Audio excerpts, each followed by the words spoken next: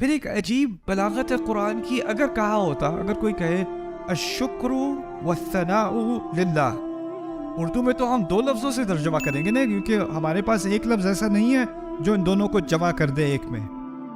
تو ہم اردو میں ترجمہ کریں گے شکر اور ثنا اللہ کی ہے یا اللہ کے لیے ہے. اگر ہم عربی میں کہیں الشکر والثناء للہ, جس طرح ہم اردو میں دو لفظ استعمال کر رہے ہیں اسی طرح اگر ہم عربی میں بھی دو لفظ استعمال کر لیں تو کیا فرق پڑے گا؟ بات تو پھر بھی ایک ہی ہو گئی نا.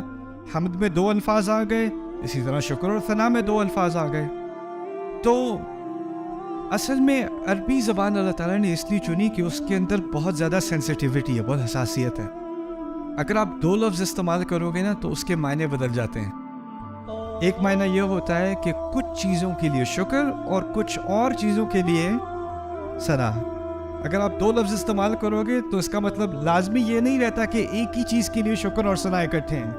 شکر کبھی اور ثنا کبھی اور.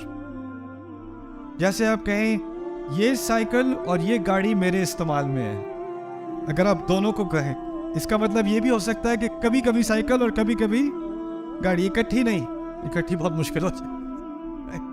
تو اسی طرح الشکر والثناء للہ دونوں کو اکٹھا کرنا اللہ تعالیٰ نے ایک لفظ کے اندر کر کے ایک ایسی بات کہہ دی جو اگر دو لفظ بھی استعمال کیے جاتے وہ بات نہ ہوتی. اب یہ دونوں اکٹھے چل رہے ہیں. بات سمجھ آ گئی؟ تو یہ پہلا فرق ہے الحمدللہ اور الشکر للہ اور الثناء للہ کے درمیان. ایک اور بات پھر میں آپ کو آپ کی پہلی بریک دیتا ہوں. آپ انٹروڈکشن کافی لمبا تھا, یہ چیز مجھے عادت ڈالنی پڑے گی پاکستانی انٹروڈکشنز کی.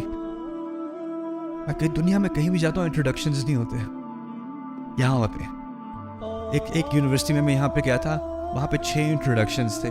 انٹروڈکشن کرنے والے نے اگلے انٹروڈکشن کرنے والے کا انٹروڈکشن کیا, پھر انہوں نے